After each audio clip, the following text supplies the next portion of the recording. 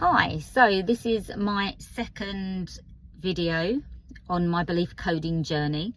In my first video I shared why I had joined belief coding and a little bit about my backstory, and towards the end of that video I mentioned that I was just about to go into a second session of a block of 6 advanced belief coding sessions. And I thought I'd just share a little bit about the subject that I chose to work with, because it's quite relevant to me posting these videos. So I chose the discomfort of being uncomfortable going on social media. Now, I'm sure lots of people can relate to that. Many people don't like their photo being taken, don't like their video being taken. But when we started to go a little bit deeper of what those discomforts might be, and where they came from, there were just so many things in my life that kind of reaffirmed to me over and over, you know, why I feel that way. So I thought I'd share a little bit about some of the things that came up. So I grew up in Essex, and at age 15 I was my parents moved to Kent. I was moved into a new school, and on my first day I found myself in the field, because everybody said we go to the field at lunch.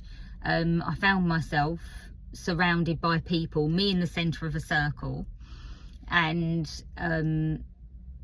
just kind of looking round thinking what's happening.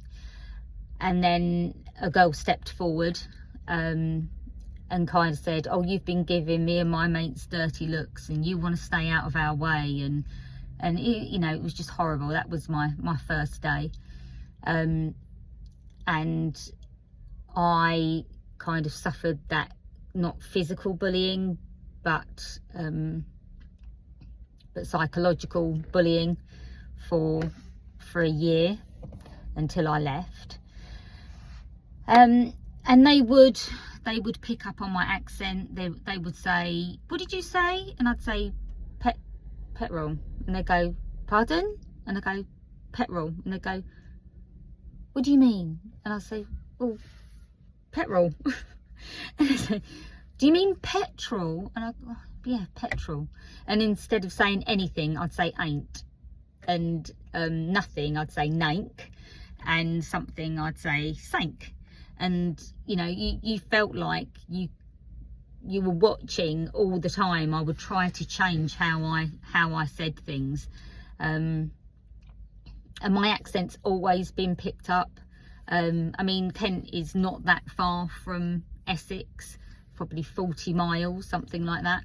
But people be like, "Oh, what part of London you come from?" And I don't know. I mean, I think people embrace people's accents a lot more now, but certainly then, you know, I felt quite alien to everybody else. So that was one of the things that came up. Other things, you can see I'm looking down now and I'm feeling really nervous, because you know, things become a little bit uncomfortable. But there were other things where, you know, I'm 52 this year, and as I mentioned, my son's got ASD and has ASD, and when I had him, my world became very small, and with him, you know, being in a mainstream school, all the other parents were really lovely, at least kind of at the start, when your children all start in and everybody's getting invited to the parties and all that kind of thing. But kind of as time went on, I wouldn't say those parents avoided me, but they weren't as, you know, they kind of formed their friendships and things, and I never became part of those friendships. And whilst my son was invited to parties at the beginning, as time went on, you know, he didn't play football, and so he didn't get invited to those parties. And the girls who he became more friends with, he had a lovely group of girlfriends, you know, he didn't get invited to the girls' parties, and those kind of things, you know, hit home a lot. But yeah, I felt like I was being a little bit avoided at times, and also because of my son's autism, I became very, very animated in myself, and I kind of evolved into this sort of really animated, almost children's presenter kind of personality. And then I just started to be aware that people looked at me like I was a little bit mad. But you know, that's how I was around him, because I was always trying to kind of keep him up and make things fun. And so yeah, that kind of became who I was. And then lockdown hit, and so we went out even less. And I've always been very close to family on both sides of my family, but when my son developed severe reflux and was diagnosed with something called EOE, which is eosinophilic esophagitis, I hope I said that right,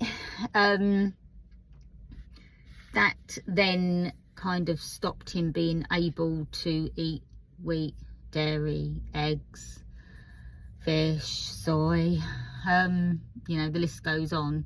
So, you know, we can't eat out anymore. It's very difficult to eat out, put it that way.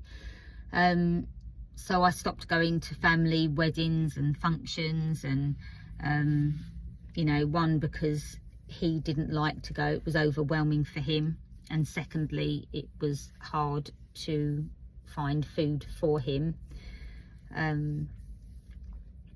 So little things made life more challenging. But you know, I was kind of shut away for quite a few years, and with the worry of my son, I dropped over a stone in weight. So I was already only 8 stone 2, 2, 3, 4.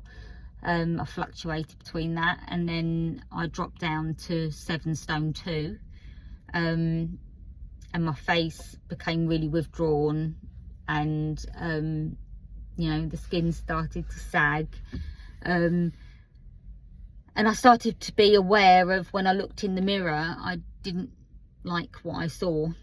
I kind of looked like I felt inside, and whilst I still had this big bubbly personality on the outside, you know, inside I was just so worried for my son. And you know, just to watch him reflux and have sore throats, and even just, you know, him saying, oh, I wish I could eat this food again, I wish I could eat that food again, you know, it's heartbreaking. And I just felt like, you know, my body had taken all of that, because, you know, the body will always take physical pain over emotional pain, and I guess I was just struggling and trying to cope with that the best way that I could. So yeah, I became kind of, you know, I stopped wanting to look at myself, really. And so there is also this kind of worry that people that haven't seen me for 10, some of them, you know, 10, 15 years, are going to look at these videos and think, God, she's aged. And I know I shouldn't care, but I I do care, obviously, on some level. So, you know, part of me making these videos is to get over that fear, and not worry about it so much, and then just to be able to put all of the, you know, all of the things that I've learned out into the world about you know, my journey with my son as well, and maybe, you know, some of those things can help others with their children, and also to share my belief coding journey. And, you know, I really would like to work with people all over the world. I've already, you know, worked with a lady in Sweden. I'm due to work with a lady in America. You know, I really would like to, because, you know, belief coding, you can do it from anywhere over Zoom, over conference calls. So, and I'm never going to reach those people if I don't put myself out there. So this is the end of video 2.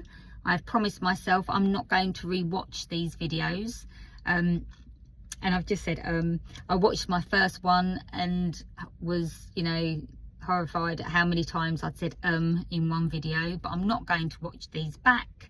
I'm just going to now make my content and post and try not to worry about it. So all of you have a wonderful day, and I'll see you soon.